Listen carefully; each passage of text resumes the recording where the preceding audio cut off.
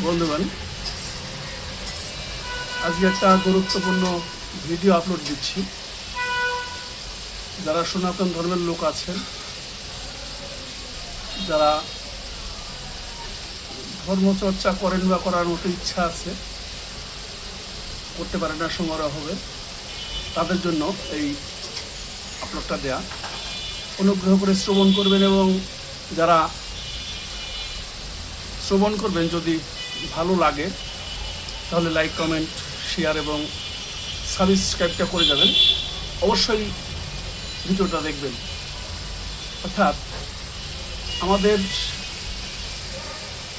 এই সনাতন ধর্মের প্রধান যে ধর্মগ্রন্থ সেটা হচ্ছে বেদ, ঋগ্বেদ। ঋগ্বেদ হচ্ছে সনাতন ধর্মের প্রথম ধর্মগ্রন্থ। ইহাতে ইন্দ্র, অগ্নি, বরুণ, সূর্য প্রভৃতি দেবতাদের স্তব স্তুতি আছে এবং প্রাচীন আর্যগণ এই সকল দেবতাদের উদ্দেশ্যে যজ্ঞাদি করিয়া তিনারা অভিষ্ট লাভ করতেন। কিন্তু ঋগ্বেদের মূল কথা হচ্ছে ঈশ্বর এক এবং অদ্বিতীয়। ঋগ্বেদের মুখ্য যে কথা সেটাই হলো ঈশ্বর এক এবং অদ্বিতীয়। ঈশ্বরের ভিন্ন শক্তির প্রকাশ হচ্ছে দেবতাগণ। এই দেবতাদের নিজস্ব কোনো সত্তা নেই, তারা হচ্ছে ঈশ্বরের বিভিন্ন শক্তির বহিঃপ্রকাশ। সেহেতু ক্রমে ক্রমে যজ্ঞাদির প্রাধান্য বাড়িয়া গেল এবং বৈদিক ধর্ম কর্ম প্রধান হইয়া উঠিল। ঋগ্বেদ, সামবেদ, যজুর্বেদ, অথর্ববেদ এই ধর্ম প্রতিপাদিত হইল। ব্রাহ্মণ গ্রন্থগুলি যজ্ঞের নিয়ম কানুন পরিপূর্ণ হইয়া গেল এবং ফলে কেবলমাত্র কর্ম দ্বারাই স্বর্গ লাভ হয় এই মতবাদ প্রচারিত হইল। অর্থাৎ কর্মই হচ্ছে ধর্ম, কর্মের দ্বারাই সিদ্ধি লাভ হবে এবং সেই কর্ম করলেই মানব জীবগণ মোক্ষপ্রাপ্তি হবে, এরকম একটা মতবাদ এসে গেল। যখন এটা আসলো তখন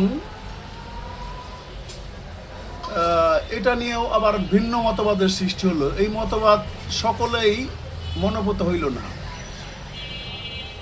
ঋগ্বেদ খুলে দেখবেন, তখন সেই লোকগুলো ভাবিলেন যে ঈশ্বরকে জানিতে না পারিলে জীবন বৃথা এবং স্বর্গ বা মোক্ষ লাভ সম্ভব নয়। তখন তারা কি করলেন? জ্ঞান ছাড়া ঈশ্বরকে জানা যায় না, জ্ঞানই হচ্ছে একান্ত প্রয়োজন।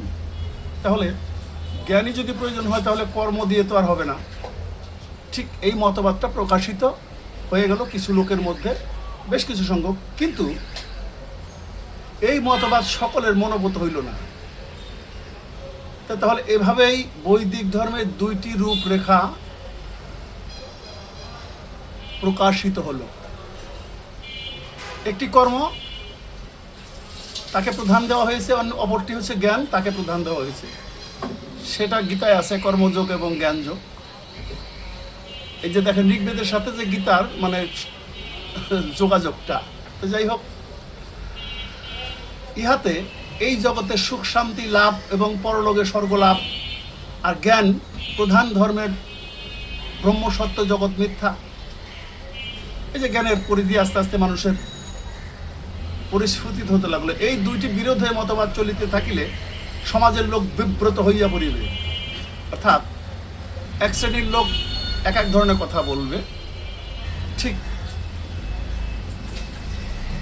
এই মতবাদটি মানিয়া চলিতে হইবে।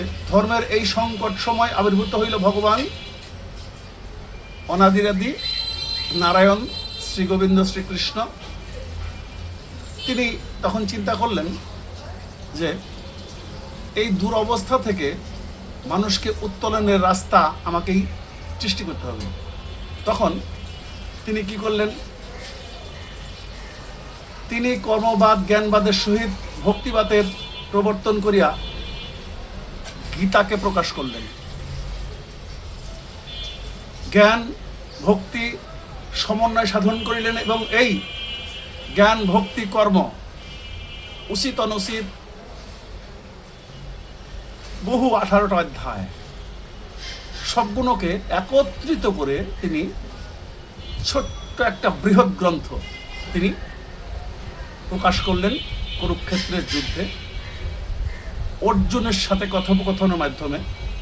তাই গীতার প্রথম কথা কর্ম, কাজ করো। কর্ম বলিতে নিষ্কাম কর্মকে বোঝানো হয়েছে, অর্থাৎ কোনো কিছুর উপরে লোভ লালসা না করে, নিজের ব্যক্তি স্বার্থকে চিন্তা না করে, কর্মর উদ্দেশ্যেই শুধু কর্ম করা।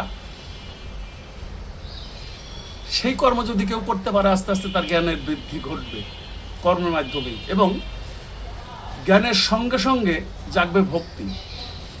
কারণ অজ্ঞানী লোকের পক্ষে কিন্তু ভক্তি সঞ্চার হওয়ার কোনো সম্ভাবনা নেই। তাই ভক্ত মন প্রাণ দিয়ে ভগবানকে সমস্ত কিছু অর্পণ করিয়া মোক্ষ লাভ করিবার সাধনা যাদের জাগে তারা অবশ্যই নিষ্কাম কর্মের যোগ গ্রহণ করবেন। কর্ম করলে জ্ঞান বাড়বে, জ্ঞান বাড়লে কর্ম বাড়বে, অর্থাৎ একে অপরের সম্পূরক। তো যাই হোক, আজকে এটুকুই। আগামীতে আবার নতুন আসব যে গীতা কিভাবে সৃষ্টি হলো, কি কারণে সৃষ্টি হলো, এবং কাদের সাথে ভগবান কথা বলে কিভাবে, কোন ক্ষেত্রে, কোন প্রেক্ষাপটে গীতাকে প্রকাশ করলেন, সেটা আগামী তার একটা নতুন ভিডিও দিব। যদি গীতার কথাগুলো আপনার ভালো লেগে থাকে তাহলে একটু লাইক, কমেন্ট, শেয়ার এবং সাবস্ক্রাইবটা করে দেবেন আমার এই সৃষ্টি এবং স্রষ্টা মিডিয়া ইউটিউব চ্যানেলটিকে। ধন্যবাদ, সবাই ভালো থাকুন।